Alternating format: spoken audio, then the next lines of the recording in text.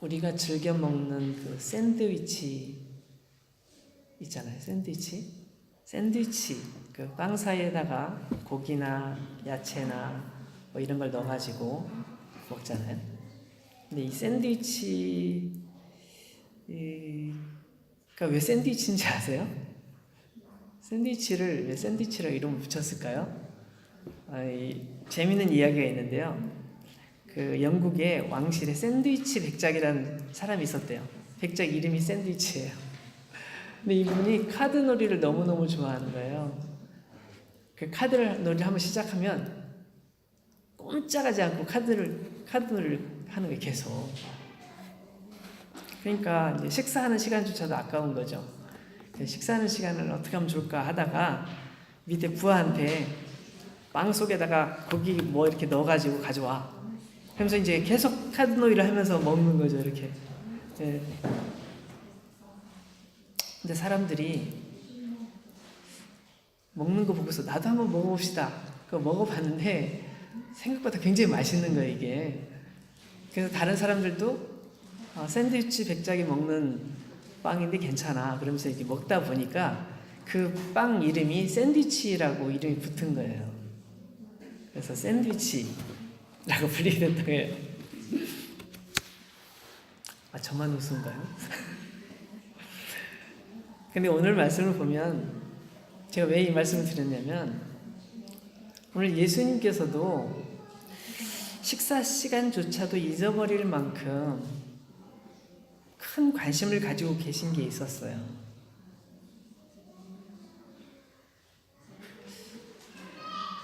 네, 그것이 뭘까요?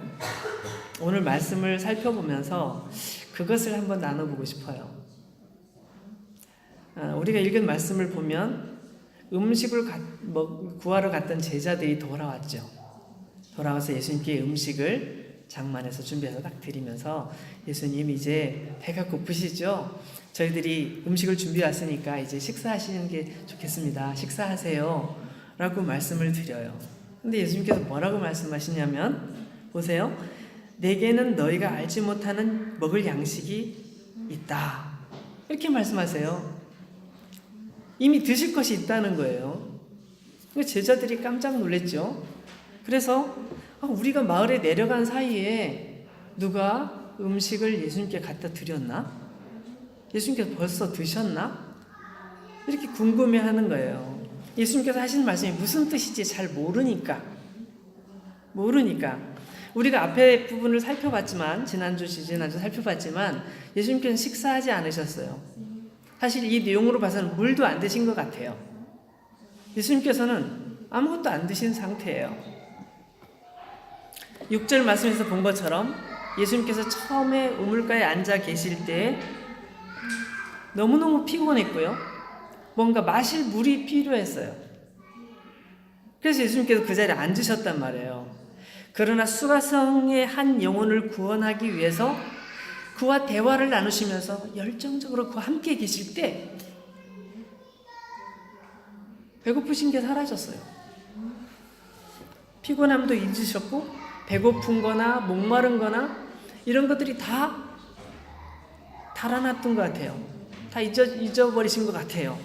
34절 말씀을 보면 근데 예수님의 속마음이 여기서 나타나 있어요. 34절 보실까요?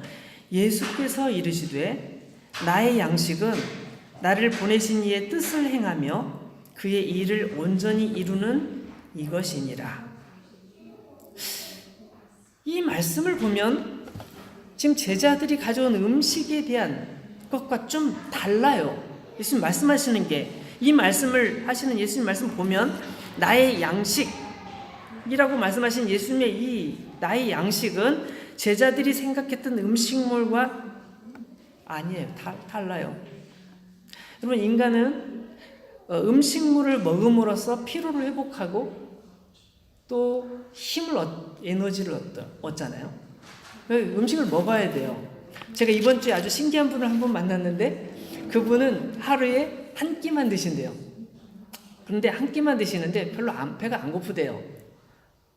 반대로 저는 한 끼만 굶으면 눈이 쑥 들어가고요. 배가 꼬록꼬록 소리 나고요. 도저히 견딜 수가 없는 사람이 저거든요. 그래서 막 무조건 먹어야 돼요. 정신이 몽롱해져가지고 아무것도 안 되는 것 같은 생각이 든단 말이에요. 근데 그분은 한 끼만 드셔도 몸이 가볍고 기억도 잘 되고 공부도 잘 되고 뭐 잘 된다는 거예요. 신기하다. 그래도 그분도 어쨌든 하루에 한 끼는 드셔야 돼요. 어쨌든 먹어야 돼요. 안 먹으면 사람이 살 수가 없죠. 근데 살기 위해서 먹기만 하는 건 아니에요. 사실 음식의 맛을 즐기는 분도 많잖아요. 너무 맛있어. 다음에는 친구들하고 같이 가서 먹어야지. 이거 너무 맛있더라. 내가 지난번에 바르셀로나 갔는데 거기 음식점 골목이 쫙 있는데 거기 보니까 한국말로 써 있더라고요. 한국말로. 해안가에 그 생선 요리하는 그 코너인데요. 거기 한국말로 쭉 써 있고요. 제가 이렇게 머뭇머뭇하고 한글 메뉴를 읽고 있으니까 어서 오세요. 안녕하세요. 한국말로 딱 인사를 하는 거예요. 근데 그 음식점을 지나칠 수 없어서 그 자리에 들어가가지고 아주 맛있게 먹었던 기억이 있습니다. 네. 근데 그 생각이 나면 다음에 거기 한번 또 가야지. 누구 손님이 오면 거기 모시고 가서 한번 먹어야지. 여기서 한 3시간 반, 4시간 가까이 걸리는 거리인데도 거기까지 가게 되잖아요. 정말 한국에도 그런 분들이 많이 있더라고요. 어디에 음식 잘한다 그러면 저 강릉 경포대까지 서울에서부터 차 운전해서 그거 먹으러 가는 경우도 있고요. 저기 포천에 뭐가 맛있다면 포천으로 가고 의정부 부대찌개 맛있다면 의정부까지 찾아가는 분들이 있더라고요.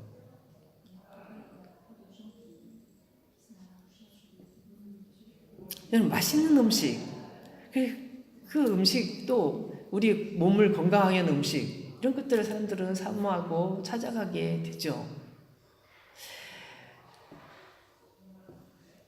좀 약간 철학적인 얘기긴 한데요. 우리는 먹기 위해서 일한다, 그런 얘기를 들어본 적 있죠. 먹기 위해서 일한다. 다 먹자고 하는 얘기야. 다 먹자고 하는 일이야. 이렇게 말하는 걸 우스갯소리로 말하지만 가만히 생각해보면 굉장히 의미가 있어요. 근데 여러분, 제가 이렇게 장황하게 말씀드린 이유는 뭐냐면 예수님께서 말씀하시는 것은 그런 차원의 얘기가 아니라는 거죠. 예수님께서 나의 양식이라고 말씀하시는 양식은 절대로 그런 양식이 아니더라는 거예요. 근데 제자들은 예수님께서 하시는 이 양식에 대한 의미를 잘 이해하지 못한 거죠.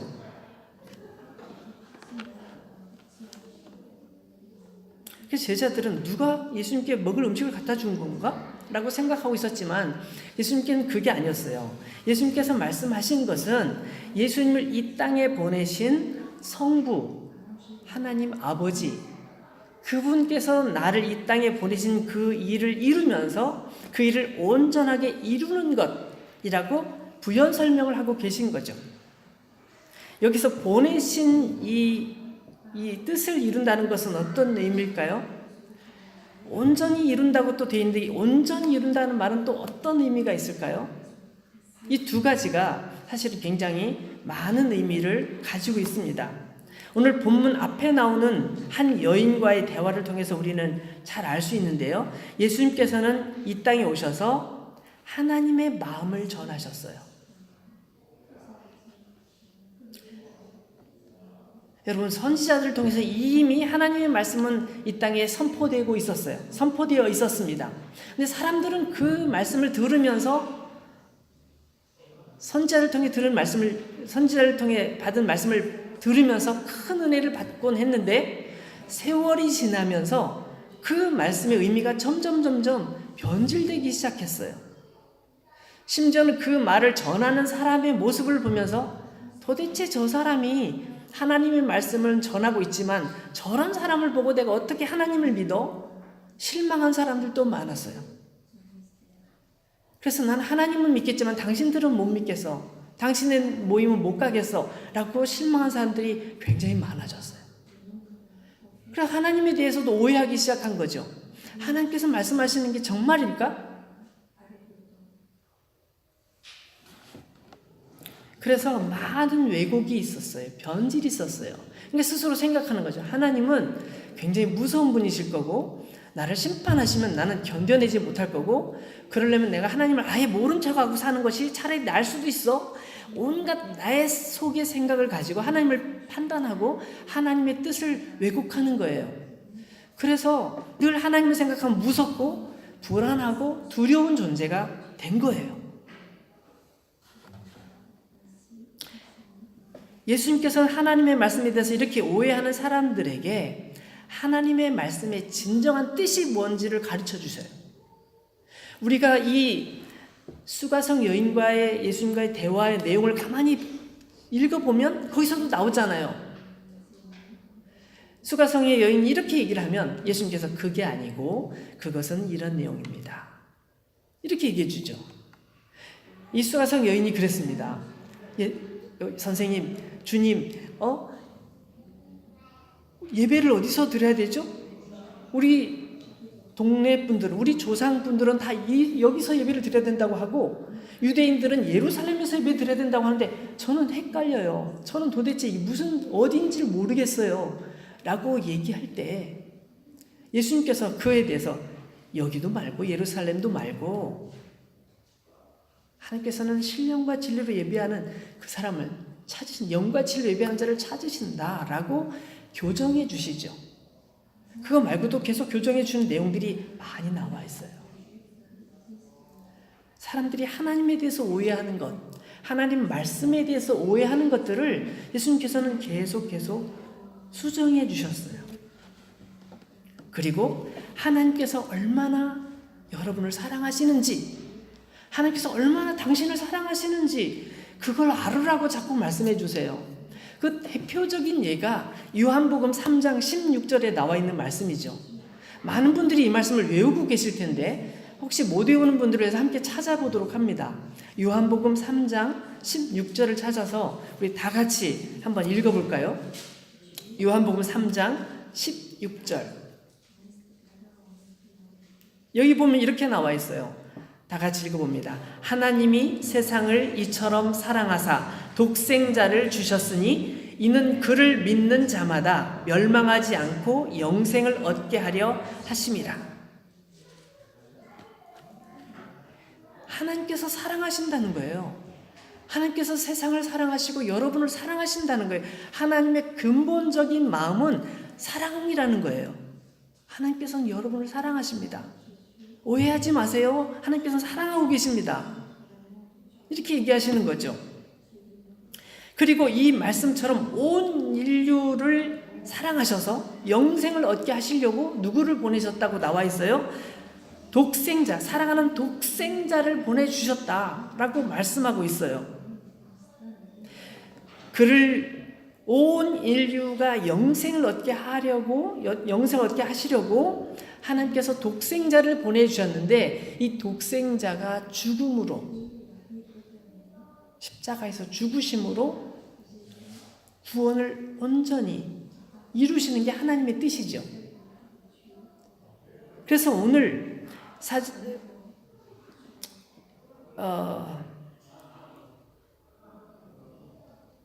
영생을 얻게 하려고 예수님께서 지금 오신 거예요. 예수님께서 그 얘기를 쭉 펼쳐나가고 계신 거죠. 여러분, 우리가 4월 21일 날 부활주일을 지키잖아요. 그래서 부활주일 예배를 드리면서 주님이 부활하신 것처럼 우리도 부활할 거야. 주님이 우리를 사랑하셨어 라는 걸 우리가 함께 나눈단 말이에요. 근데 4월 20일 부활주일 있기 전에 우리가 꼭 잊어서는 안 될 건 뭐냐면 주님의 고난이 있으셨다는 거예요. 부활의 영광을 받으시기 전에 주님은 사람들에게 고난을 당하시고 죽임을 당하셔야만 했어요. 죽기까지 복종하셨어요. 그래서 빌립보서 2장에 보면 예수님의 이러한 모습을 이렇게 표현하고 있어요. 빌립보서 2장 6절부터 8절까지 그는 근본 하나님의 본체시나 하나님과 동등됨을 취할 것으로 여기지 아니하시고 오히려 자기를 비워 종의 형체를 가져 사람들과 같이 되셨고 사람의 모양으로 나타나셔서 자기를 낮추시고 죽기까지 복종하셨으니 곧 십자가에 죽으심이라. 십자가의 죽으심이라. 예수님께서는 자기를 하나님이신 당신께서 사람의 모양으로 오셔서 자기를 죽이시기까지 성부 하나님께 복종하시고 그 모든 것을 이루셨다는 거예요. 그래서 요한복음 4장 다시 돌아가서 4장 34절 말씀으로 가보면 예수님께서 하신 요 말씀 4장 34절 말씀을 보시면 그의 일을 온전히 이루는 이것이니라 라고 되어 있잖아요. 그 뒷부분에 나의 양식은 나를 보내신 이의 뜻을 행하며 그의 일을 온전히 이루는 이것이니라. 온전히 이룬다. 이건 뭘 의미하냐면 바로 예수님의 죽으심을 의미하는 거예요. 제가 좀 전에 말씀드렸던 빌립보서 2장에 있는 그 십자가의 죽으심, 예수님 지금 그것을 결심하고 계신 거예요. 내가 그것을 이루는 것이 하나님의 뜻이고 그게 내가 먹어야 될 양식이라고 말씀하고 계세요. 제자들이 생각하는 것과는 완전히 다른 것이죠. 이것에 대해서 예수님께서는 다시 4장 35, 36절에 이렇게 말씀하시죠. 제자들이 생각하는 것과 완전히 차이 난다는 것을 다시 말씀하시는데 너희는 넉 달이 지나야 추수할 때가 이르겠다 하지 아니하느냐.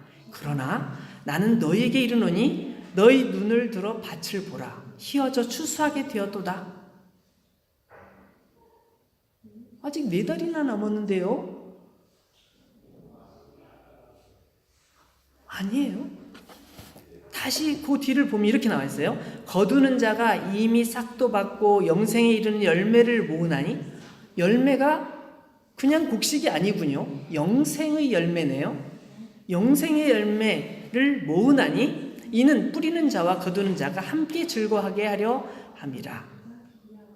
사람들은 들판을 바라보면서 와, 곡식이 잘 익고 있구나. 올해는 풍년이겠어. 한 4개월만 지나면 정말 우리는 수확을 많이 할 거야 라고 생각하고 흐뭇해하고 있을 때 예수님께서는 아니야, 바로 지금이야 라고 말씀하고 계신 거죠.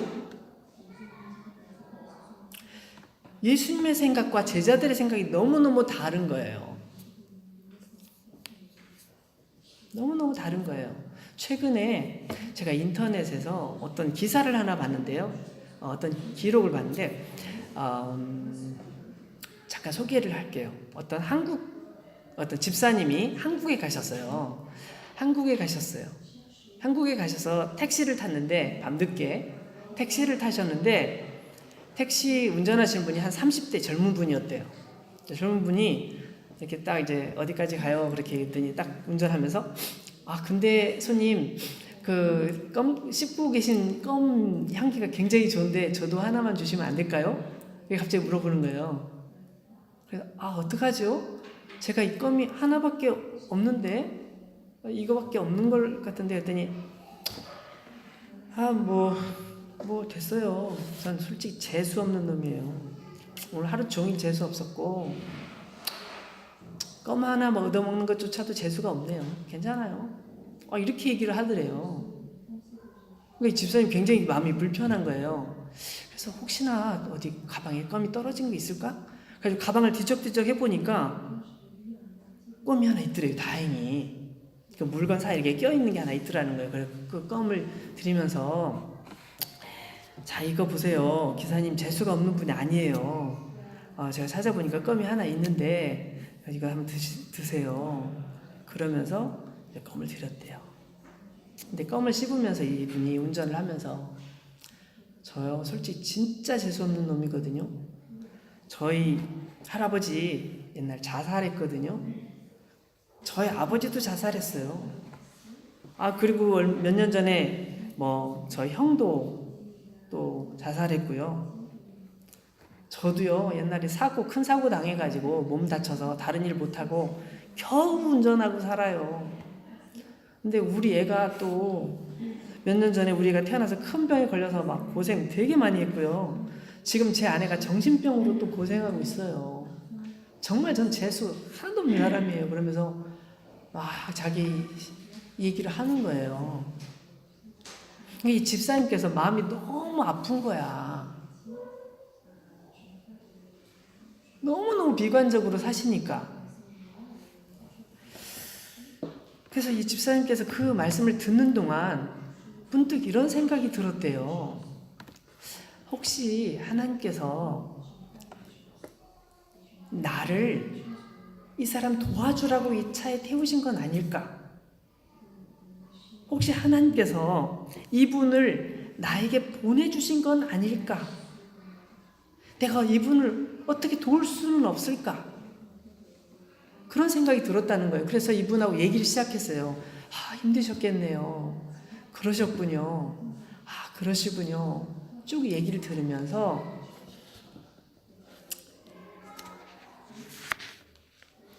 계속 얘기를 나누면서 지금 당신이 저주를 받은 게 아니라고, 인생이 그렇게 잘못된 게 아니라고, 그걸 해결할 방법이 있다고, 당신이 그 저주에서 벗어날 방법이 있다고, 나는 그 방법을 알고 있다고.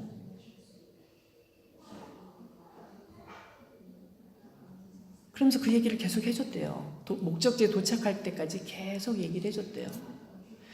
이 젊은 30대 되시는 이분이 운전을 하면서 그 얘기를 들었던 거죠. 도착하고 나서 차를 딱 세워놓고 저를 위해서 그럼 기도해 주실 수 있겠어요?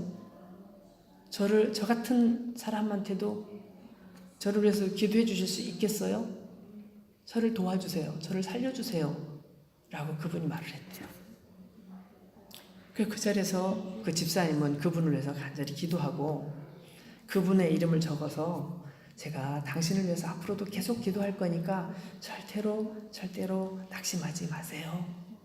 용기를 가지세요. 하나님께서는 당신을 사랑하고 계시고 당신을 부르고 계신 거예요.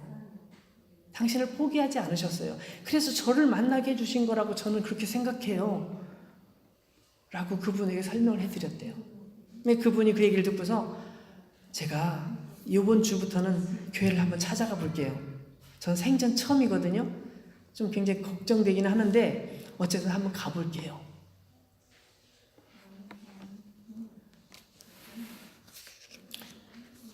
참 이상한 것은 그 30대 되는 청년이 운전하시는 그분이 한 번도 예수님에 대해서 얘기를 들어본 적이 없대요. 근데 이 집사님께서 하신 얘기는 예수님께서 당신을 위해 죽으셨고 당신의 모든 저주를 감당하시기 위해서 그분이 대신 십자가에서 저주를 받으셨기 때문에 당신이 예수님을 믿으면 그 저주는 당신에게서 사라져버리고 더 이상 당신을 괴롭히지 못합니다. 그 얘기를 전해줬던 거죠. 근데 이분은 그거에 대해서 한 번도 들어본 적이 없었대요. 사람들이 교회에 대해서 막 욕하고 막 그런 얘기는 들으면서 교회 다니는 사람 나빠 얘기만 생각하고 있었지 진짜로 예수님을 만난 적이 없었던 거죠. 앞으로는 예수님을 믿겠습니다. 교회 나가겠습니다. 그렇게 말하면서 헤어졌대요. 그래서 그 집사님은 다시 돌아오신 후에 모르겠어요. 이분이 해외에 사시다가 한국에 들어가셨었는데 다시 해외로 돌아오셨대요. 돌아오시면서 계속 그분을 위해서 기도하고 있다고 그렇게 고백하는 글이었습니다. 여러분 우리가 세상을 바라볼 때 하나님의 눈으로 세상을 바라본다면 우리 주변에 얼마나 많은 사람들이 하나님의 사랑이 필요한지 우리 알 수 있어요. 어쩜 우리 스스로가 하나님에 대해서 오해하고 있는 분들도 있을 수 있어요. 너무 큰 오해를 하고 있어서 하나님에 대해서 마음을 열지 못하는 거야. 교회 와서 예배를 드리지만 기도를 하려고 하지만 기도할 게 없어. 뭘 기도하죠? 할 게 없어. 어차피 기도해도 안 들어주실 거죠. 나 같은 사람이 기도하는 거 뭐 들어주시겠어? 이런 오해를 하고 기도를 하니 기도가 돼요? 기도할 게 없죠. 당연하죠. 우리 주변에 보면요. 그런 분들이 너무너무 많더라고요. 저요? 과거에 교회 다녔었어요. 더 이상 교회에 대해서 얘기하지 마세요. 제가 다른 얘기는 다 좋은데 교회에 대해서 얘기하지 마세요. 끝. 이렇게 말하는 분도 계시더라고요.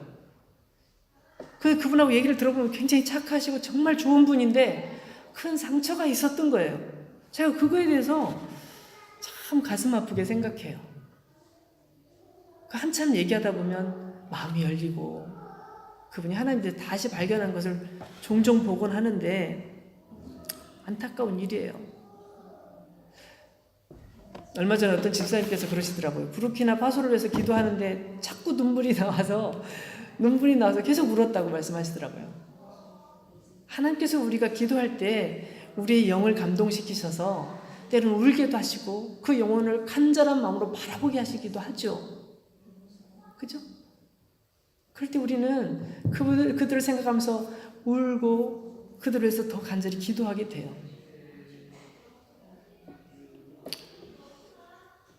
저는 그 집사님 말씀 들으면서 하나님의 마음에 대해서 다시 한번 생각하게 됐어요. 여러분, 수가성의 여인 역시 불행한 사람이었어요. 어떻게 보면 저주받은 인생이라고 말해도 누구 하나 반론을 제기하지 않을 그런 사람이었어요.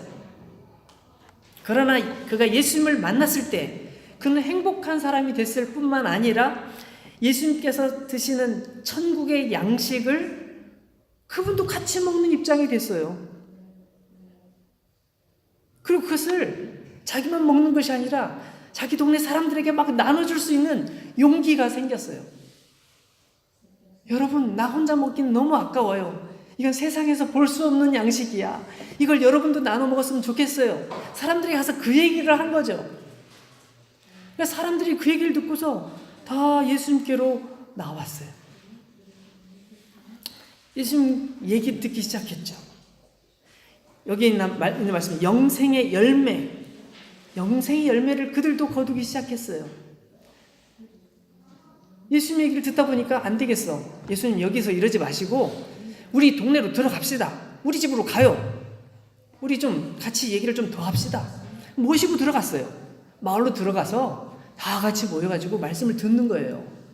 예수님 말씀을 꼼꼼히 듣다 보니까 해가 졌어. 안 돼. 예수님 오늘 가지 마시고 하룻밤 주무시고 하루 더 얘기해 주세요. 우리 좀 더 얘기 듣고 싶습니다. 예수님 붙잡아 놓은 거예요. 그 다음날 또 예수님 말씀을 또 듣고 있는 거예요. 사람들이 더 몰려들었겠죠? 예수님께서 사람들에게 말씀을 전해주실 뿐만 아니라 예수님께서 병든 사람도 고쳐주시고 또 정신적으로 고통받는 사람들을 상담해 주시고 치유해 주시고 귀신 들린 사람도 고쳐주시고 그 동네에 난리가 난 거예요. 사람들이 다 같이 예수님을 발견한 거죠. 예수님의 진가를 발견하게 된 거죠. 그래서 한 얘기가 뭐냐면 42절에 나오는 얘기예요. 42절 말씀을 한번 보세요. 뭐라고 나와 있냐면 40절부터 쭉 그분들의 얘기가 나오는데 42절에 그 여자에게 말하되 이제 우리가 믿는 것은 내 말로 인함이 아니니 이는 우리가 친히 듣고 그가 참으로 세상의 구주신 줄 알미라 하였더라. 여러분, 여기 중요한 몇 개의 키가 나오고 있어요. 이걸 놓치면 안 됩니다. 여기 보니까 내 말 때문에 그런 게 아니라고 말하는 건 뭐예요? 그 여인의 얘기를 듣고 예수님을 만나긴 만났지만 예수님을 통해서 더 확실하게 알았다는 거예요. 그 충격이 얼마나 컸는지 그 여자분이 얘기하신 것을 잊어버릴 정도로 그 정도로 이분들이 변했다는 것을 의미해요. 완전히 변한 거예요. 그 다음에 이는 우리가 친히 듣고 그가 참으로 세상의 구주신 줄 알았다. 뭘 알았대요? 세상의 구주시다. 누구의 구주? 나의 구주시다. 나를 위해서 이분이 장차 십자가에 죽으실 분이구나. 이것까지 알았다는 뜻입니다. 이게 그런 뜻입니다. 이게 굉장히 중요한 의미가 있어요. 그들은 예수님이 참으로 세상의 구주이심을, 참으로 나의 구주이심을 알게 된 거예요. 알게 된 거예요.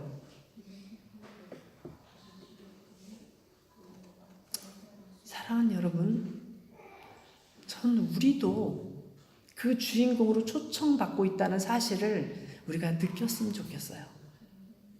바로 우리도 그 도전의 자리로 들어가야 되거든요.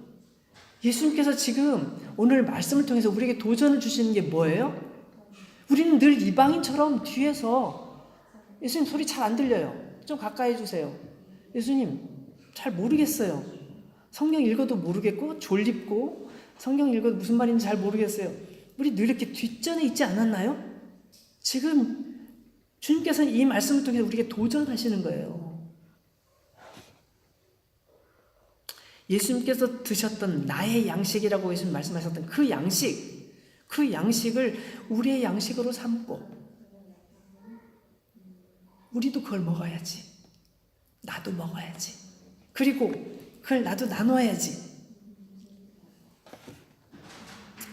저는 그 축복의 자리로 우리 모두가 다 같이 나가기를 소망합니다. 그런 우리 모두가 되기를 축원합니다. 같이 기도하겠습니다.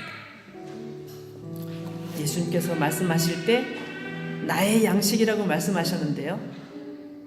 이 수가성 여인은 그것을 또한 나의 양식으로, 자기 자신의 양식으로 받아들였어요. 그런가 하면 수가성에는 그 많은 사람들이 또 그것을 나의 양식으로 받아들인 거죠.